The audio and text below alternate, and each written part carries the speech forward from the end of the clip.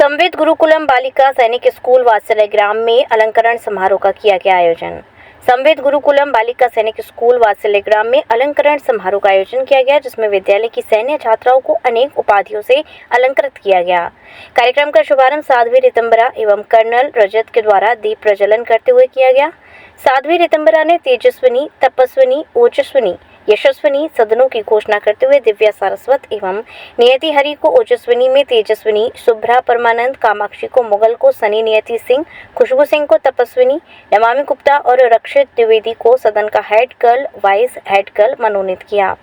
इसके साथ ही संस्कारम की हेड गर्ल निधि भारती, पर्यावरण की मिष्टी अग्रवाल, संस्कृतम की वर्ग की वंशिका भारद्वाज, पीड़ा साइबर सिक्योरिटी वर्ग उर्मी सिंह तथा प्राथमिक वर्ग से सिया परमानंद, हर्षिता सिंगल को वाइस हेड गर्ल मनोनीत किया गया।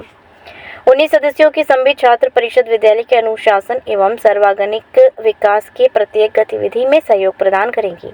साध्वी रितंबरा ने कहा कि संविद की बेटियों के नेतृत्व स्वीकार किया है, क्योंकि बेटियां भविष्य में देश, समाज और परिवार का भी नेतृत्व धारण करेंगी। क्या हम अपने अंदर की नेतृत्वकर्ता को जगा सकते हैं? भारत ने लोगों को रोजी रोटी प्राप्त करने की शिक्षा तो दी, किंतु जीने की विद्या देना भूल गया। जबकि हमारे यहाँ ऐसे धर्म ग्रंथ हैं जो अपने जीवन को बदलने की सामर्थ्य रखते हैं। हमने अपने धर्म ग्रंथों को कभी पढ़ा नहीं। यदि हम महापुरुषों की जीवनी को पढ़ते तो हमें कहीं भटकना ही नहीं पड़ता। हमें अपने अंदर सीखने की चाह पैदा करना चाहिए। हम जहाँ भी जाएं, जो भी अच्छा मिले उसे ग्रहण कर लेना चाहिए। हमें नेतृत्व चुनने के लिए अपने विवेक का प्रयोग करना चाहिए, क्योंकि जैसी हमारी संगत होती है उसका वैसा ही प्रभाव पड़ता है। वैसे ही हमारे विचार बनते हैं। जैसे आकाश से गिरी बूंद सीप में गिरती है तो मोती बन जाती है, और सर्प के मुख में गिरती है तो विष बन जाती है।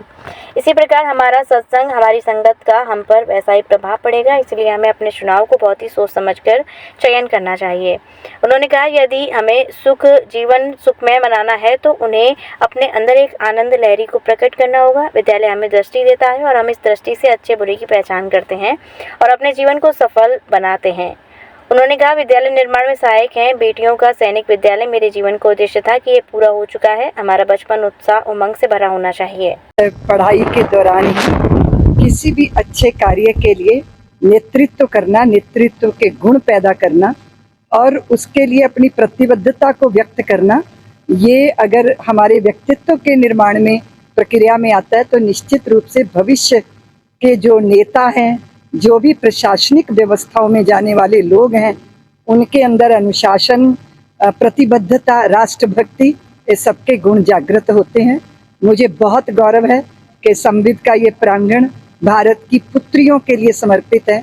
जब मैं भारत की बेटियों को सैनिक वेशभूषा में देखती हूँ तो शिराओं में रक्त तेजी से बहने लगता है। राष्ट्र के प्रति गौरव और पुत्रियों के मन में ये बहुत ही सुखद अनुभूति है। संविद मेरा ड्रीम प्रोजेक्ट था, जिसमें मैं चाहती थी कि संस्कृति, संस्कार और साथ में राष्ट्र के प्रति अपनी प्रतिबद्धता, क्योंकि निष्क्रिय भक्ति से कुछ नहीं होता। सक्रिय होना, और वो भी भक्त होकर सक्रिय होना, ये तभी संभव होता है जब विद्यालय की व्यवस्था में कैरिकुलम के अतिरिक्त संस्कार और अपने आने वाले भविष्य के प्रति, अपनी भूमिका के प्रति सजग किया जाता है।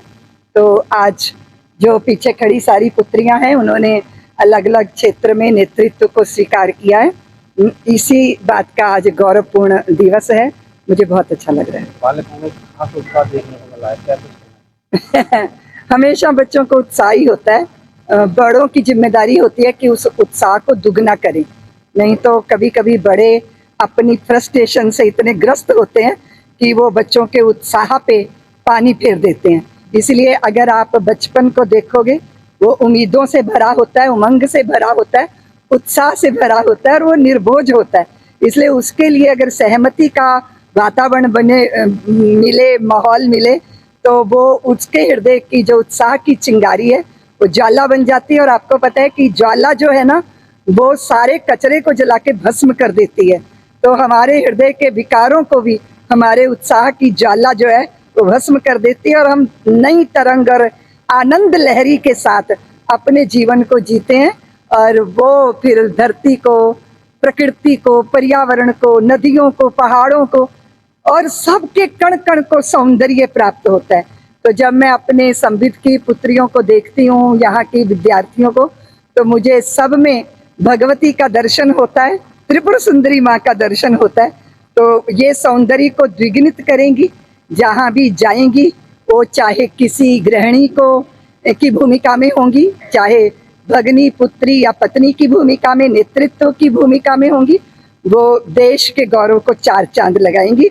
वो शक्ति स्वरूपा है, उनको शक्ति की पहचान होनी चाहिए और शक्ति की पहचान के साथ ये भी संस्कार होना चाहिए कि शक्ति विध्वंस में नहीं सृजन में लगनी चाहिए। तो इसीलिए आपको ये सारा उत्साह दिखाई दे रहा है और मेरे हृदय में तो बहुत ही उत्साह है। कर्नल साहब आज पहुंचे हैं, उन्होंने बेटियों को और उत्साह किया है क्या? हाँ बिल्कुल, कर्नल साहब की उपस्थिति को मैं धन्यवाद देती हूँ, क्योंकि एनसीसी के वो यशस्वी कमांडर हैं और उनके नेतृत्व में, उनकी उपस्थिति में सारी बच्चों को और अनुशासन की प्रेरणा मिलेगी और अपनी सेवाएं राष्ट्र को समर्पित करने की प्रेरणा मिलेगी।